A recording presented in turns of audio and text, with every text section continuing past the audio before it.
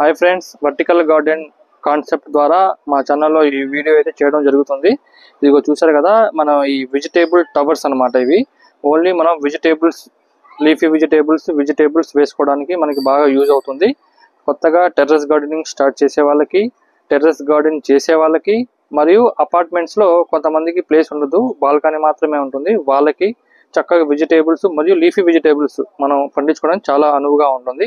ఇదిగోండి, మనం ఈ పీవీసీ పైప్స్ ని హోల్స్ చేసి చక్కగా మనం చాలా తక్కువ ప్లేస్ లోనే ఈజీగా మనం గ్రో చేసుకోవచ్చు.